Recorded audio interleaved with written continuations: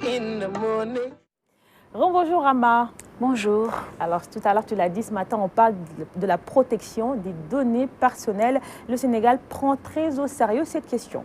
Effectivement, il y a une volonté politique très manifeste de la part de l'État du Sénégal de protéger la vie de ses citoyens, une vie qui est de plus en plus digitalisée parce que nous utilisons beaucoup le numérique, nous laissons beaucoup de traces, nous laissons nos photos, nos informations personnelles, notre identité. Maintenant, que faire de ces informations qui sont publiées sur le net? Quel est le droit qu'on a de les utiliser ou pas, à bon escient ou à mauvais escient? C'est ce que la loi 2008-12 du 25 janvier 2008 a essayé de ratifier, en tout cas d'encadrer, pour que les gens sachent qu'il y a des règles, il y a des choses à faire, des choses à ne pas faire pour protéger l'identité des personnes. Je vous propose donc d'écouter les explications de la présidente de la CDP, la Commission de protection des données personnelles, Madame Awa Ndiaye, qui revient un peu sur les initiatives de l'État du Sénégal pour protéger la vie de ses citoyens sur le net. Il a fallu d'abord que les autorités sénégalaises prennent pleinement conscience de l'importance de protéger les données personnelles dans le numérique, de protéger les données personnelles malgré et pour qu'elles accompagnent les innovations technologiques importantes qui se passent, qui se déroulent sous nos yeux. Il a fallu que les autorités sénégalaises soient pleinement conscientes qu'il y avait là un enjeu de taille, déjà en 2008, un enjeu de taille, et cet enjeu deviendrait incontournable. Parce qu'aujourd'hui, la protection des données personnelles, ce n'est plus quelque chose sur lequel nous discutons. C'est quelque chose sur lequel nous devons avancer, et vite. Parce que si nous n'avançons pas, nous restons en rade. Plus personne aujourd'hui dans le monde ne peut dire « je suis pleinement engagé dans le développement du numérique » en mettant de côté la protection des données personnelles. Parce que tout simplement, cette confiance dans le système, cette confiance dans les innovations, cette confiance pour intégrer ce système, s'y impliquer et profiter de ces opportunités, ne peut pas aller sans justement la claire conscience que les données que nous partageons soient exactement et clairement sauvegardées, confidentialisées, sécurisées. Confidentialisées, sécurisées. Donc la protection des données personnelles, une affaire qui concerne tout le monde. C'est une question de confiance. On parle beaucoup de confiance numérique. Il faudrait que les gens qui utilisent le numérique puissent le faire avec l'esprit tranquille, savoir que leurs données ne seront pas exposées. Et pour ce faire, le Sénégal a eu à adhérer à plusieurs initiatives. Déjà en 2013, il y a eu la mise en place de la Commission de protection des données personnelles. Le Sénégal également a fait beaucoup de pas de géants en matière de protection des données et a eu une reconnaissance au niveau national et international. Au niveau africain, le Sénégal a été le premier pays à ratifier et à signer la Convention de Malabo sur la cybercriminalité. C'était en 2014. Il y a également la Convention 108 de l'Union européenne, qui est une convention relative à la protection des données personnelles et aux autorités de régulation. Le Sénégal fait partie d'un des 2 pays africains à adhérer à cette convention. C'est la seule réglementation de portée universelle et mondialement reconnue par tous. Et depuis 2018, le Sénégal donc est le seul pays membre du bureau exécutif de cette convention 108 de l'Union européenne. C'est dire que le Sénégal tient vraiment à cœur cette question de la protection des données personnelles. Donc, au niveau africain, donc, nous avons beaucoup avancé et il y a beaucoup de pays africains qui prennent le Sénégal comme une référence parce qu'il faudrait que les gens qui utilisent le numérique le fassent en toute confiance, d'où le terme confiance numérique. Parce que, voilà, il faudrait que ma vie privée reste privée, il faudrait que mes données soient sécurisées. Et il y a plusieurs acteurs qui sont concernés. Il y a les opérateurs téléphoniques qui ont beaucoup de nos données. Il y a les sites Internet. Vous pouvez naviguer un peu partout sur les sites Internet. On va vous demander de cliquer pour accepter en fait les conditions d'utilisation. Et en cela, il y a beaucoup de collectes d'informations qui sont faites par ces différents gestionnaires de sites. Mais ces gestionnaires de sites, est-ce qu'ils ont le droit d'utiliser les informations qu'on leur fournit comme ils veulent? Non, ils n'ont pas le droit. Il y a le développement du commerce électronique. Vous donnez vos identités bancaires et tout. Donc, ces structures sont également régies par la protection des données personnelles, doivent signer des choses, doivent être contrôlées a priori et a posteriori, parce que ce sont des informations très sensibles qui peuvent même bouleverser aussi bien la vie d'un individu que la vie de toute une communauté. D'une entreprise. Aline Badara Kane, quand tu remplis tes données sur Internet, tu te sens en confiance ou... Non, non, je me sens épié. Donc, ce qui fait que je suis prudent dans ce que je fais sur Internet. Je me contente juste vraiment de choses utiles. Voilà, je ne vais pas au-delà, parce que tout simplement, déjà, je n'en sais pas tellement trop, et ce qui fait que certainement, moi, je serai dans l'incapacité de prendre certains garde-fous, histoire de me protéger, de protéger mes données personnelles. Et d'où l'importance, encore une fois, du travail de l'ADIE et aussi de cette rubrique si importante qui nous avertit et qui tire souvent la sonnette d'alarme. Et cela, pour nous, simples utilisateurs, nous n'avons pas l'expertise d'un colis ou bien de Ramatoulaye. Et cela nous permet vraiment de faire attention, de faire gaffe. Parce qu'aujourd'hui, je me dis, avec le net, voilà, nous sommes même épiés jusque dans notre intimité. Voilà, la plus intime, si je peux m'exprimer ainsi. Nul n'est à l'abri. Donc vraiment, il faut faire gaffe. Voilà. Monsieur Diarra, concernant les données personnelles. Oui, en fait, je dirais, moi, il faut se méfier. Le net n'est pas net. Faites très attention. Le net n'est pas net. On a compris. Philomène, le net n'est pas net, je suis d'accord. Ici, je suis carrément prudente parce que ce n'est pas du tout sûr. Moi, je me dis qu'on est toujours épié, comme le dit Aline Badara, parce que y a tellement de métiers de l'informatique qui permettent quand même d'espionner ou bien de visiter la vie privée même des gens sans pour autant que la personne soit au courant. Les hackers, comme on les appelle, c'est des gens qui sont là parmi nous et qui peuvent entrer partout à n'importe quel moment sans pour autant qu'on s'en rende compte. Alors, je ne pense pas que ce service des données personnelles puisse contrôler tous ces individus-là. Donc, vaut mieux être prudent parce que tout ce qu'on balance sur le net, parfois, moi, je me dis, est-ce que c'est possible de le supprimer? Ça ne disparaît pas. Ça ne disparaît pas. La preuve, moi, j'ai eu une petite expérience sur Facebook. Il m'est arrivé de cliquer, comment dire, accidentellement une photo.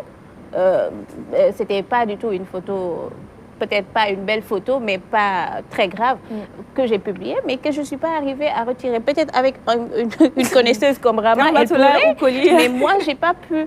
Donc, depuis lors, je me dis, aïe, il faut que je fasse vraiment attention. Donc, en fait, même les sites où vous allez, il y a souvent des règles.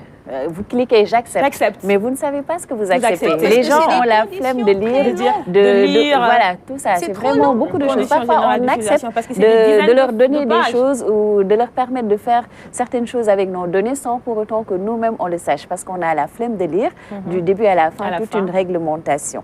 Il y a également l'aspect caméra. On a des ordinateurs qui ont des caméras, on a des téléphones qui ont des caméras. Il y a des hackers qui peuvent pirater le système et voir exactement ce qu'on est en train de faire sans que nous-mêmes nous le sachions.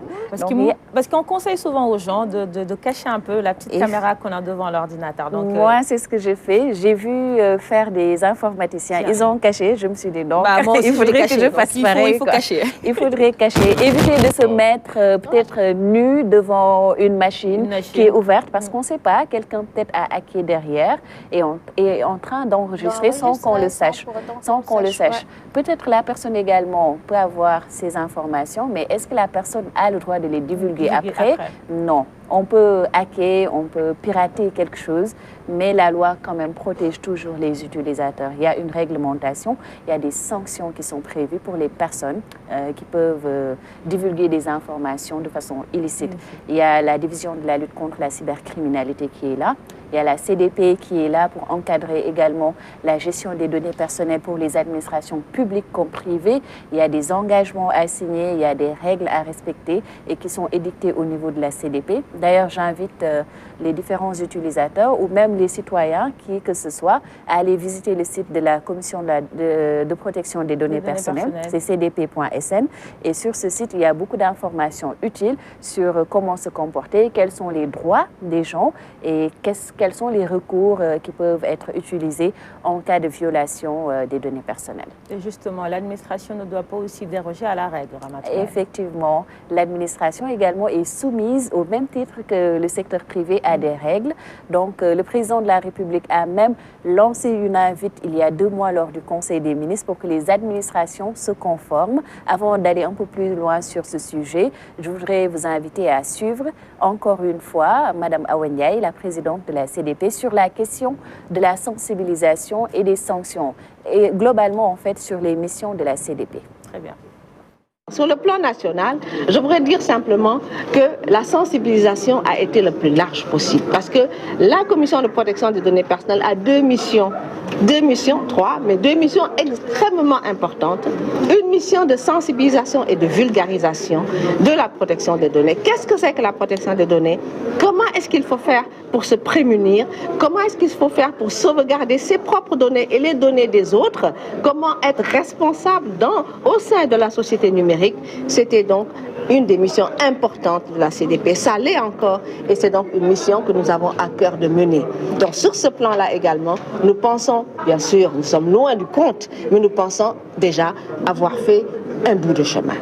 La seconde mission, c'est des problèmes de contrôle. Parce que qui dit données personnelles, dit contrôle. Et le contrôle, ce n'est pas simplement dans l'administration privée, mais également dans l'administration publique. Les sociétés privées sont accompagnées par nous, sont nos partenaires, puisque nous les encadrons, nous les accompagnons pour qu'elles se mettent en conformité. Mais l'État également, le gouvernement, l'administration publique également est accompagnée pour qu'elles puissent se mettre en conformité. Parce que les données que nous les partageons avec les sociétés privées, mais également avec l'État, qui est un des grands collecteurs. L'État, un des grands collecteurs de données. Effectivement, l'État collecte beaucoup de données. De la naissance à la mort, lorsqu'on est, on déclare cette naissance au niveau de l'État. Lorsqu'on meurt également, on le fait. Lorsqu'on est en interaction avec l'administration, on leur donne toutes nos filiations, nos diplômes. En fait, il y a énormément de données que l'État collecte. Donc, l'État actuellement est le plus grand collecteur de données au niveau national. Donc, il y a 2 mois, le président de la République avait demandé, lors d'un conseil des ministres, à chaque ministère de déclarer les traitements de données et de mettre en œuvre une politique de sécurisation forte des données personnelles. C'est pour dire que l'administration est vraiment le secteur public, mais l'administration n'est pas exempte, n'est pas en tout cas épargnée en tout cas du respect de la réglementation. Il y a beaucoup de caméras de surveillance qui sont installées dans les bureaux, aussi bien dans les bureaux privés que dans les bureaux publics. Il y a une réglementation à suivre. Il faudrait déclarer cela au niveau de la CDP. Il faudrait afficher dans le bâtiment que ce bâtiment est sous vidéosurveillance. Ce sont de petites choses qui peuvent être négligées, mais qui sont très, très importantes dans le cadre de la protection des données. Il ne faudrait pas surprendre les personnes. Même, je pense, quand il y a un voleur qui s'introduit dans un bâtiment et que le bâtiment est sous vidéosurveillance et que la structure ou la personne n'a pas déclaré cela, je ne pense pas que cette preuve soit recevable après, parce qu'il faudrait se conformer d'abord. Il y a la CDP qui accompagne les structures dans le contrôle a priori, c'est-à-dire comment faire pour respecter toutes les règles, quelles sont les chartes à suivre et tout, quels sont les documents à renseigner, quelles sont les déclarations à faire. Et après, il y a également le contrôle a posteriori. Après avoir exécuté en tout cas le projet, la CDP peut venir sur site, voir est-ce que c'est conforme avec ce qui a été déclaré. Et justement, donc la CDP peut suivre les sociétés privées aussi, par exemple, les opérateurs téléphoniques qui collectent aussi pas mal de nos données personnelles. Si, il y a beaucoup d'avis trimestriels qui sont partagés par la CDP. La CDP donc fait chaque 3 mois un avis trimestriel qu'il envoie. Et dans ce rapport, on voit quelles sont les violations en matière de protection des données personnelles qui ont été effectuées, aussi bien par les opérateurs, par les hôtels, par les administrations, que par les individus. Moi, en tant qu'individu, je peux aller me plaindre auprès de la CDP par rapport à quelqu'un qui aurait violé, en tout cas, mes droits en matière de protection des données personnelles. Je lance également une invite sur les réseaux sociaux. Il y a beaucoup de choses qui se passent. passe. Les gens n'hésitent pas à prendre des photos de gens à balancer. Les gens n'hésitent pas à prendre des numéros de personnes à balancer. Ils risquent quoi, ces gens-là? Des sanctions.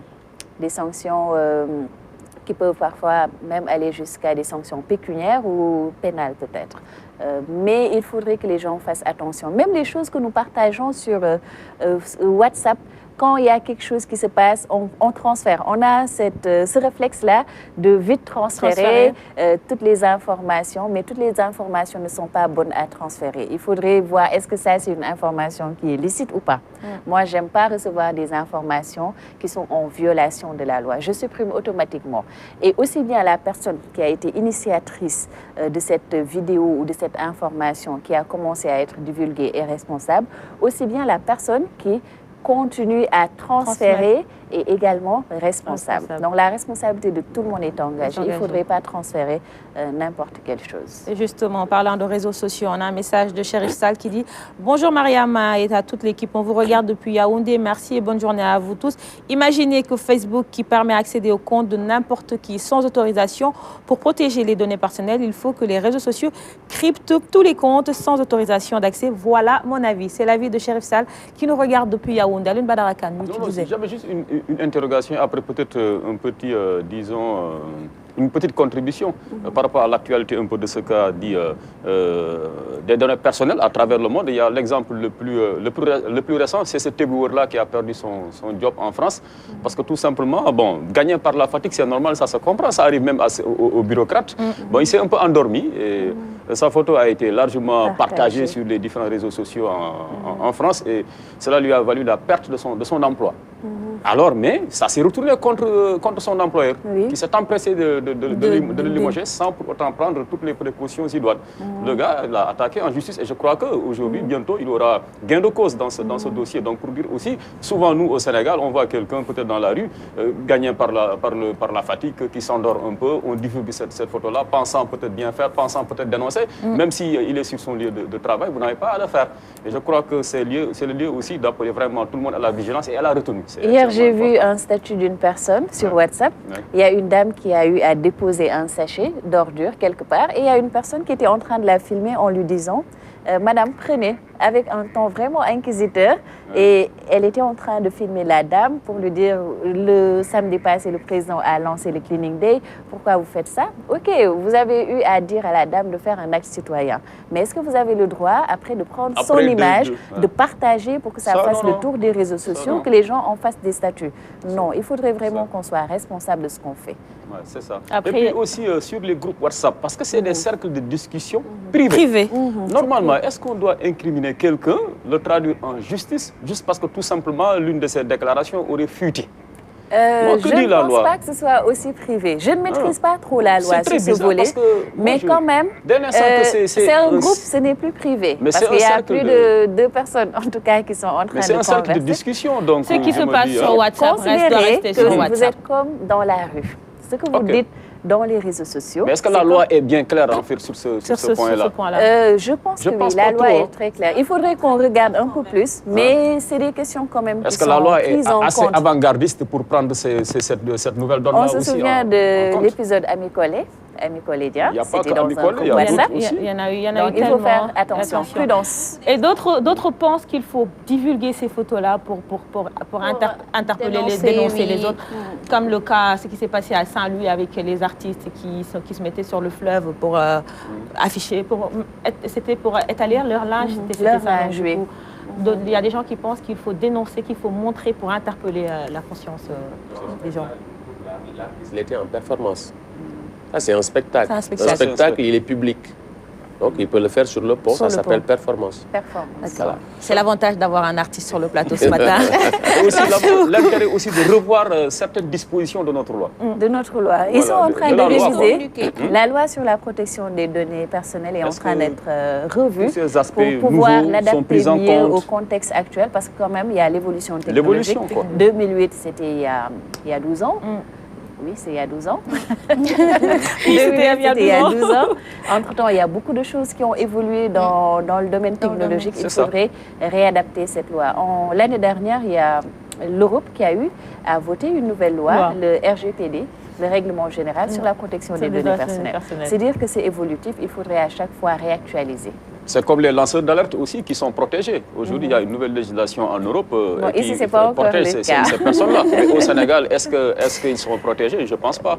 Ça, s'il y a un vide juridique à ce niveau. Donc, je crois que voilà, il faudrait réfléchir pour revoir peut-être certaines dispositions de notre texte fondamental. Et puis, voilà, parce que le monde évolue et il faut faire aussi avec. Et puis s'élargir par rapport à la communication, parce que beaucoup de gens utilisent, mais sans pour autant savoir. Justement, la sensibilisation, la communication. Merci beaucoup, Ramata.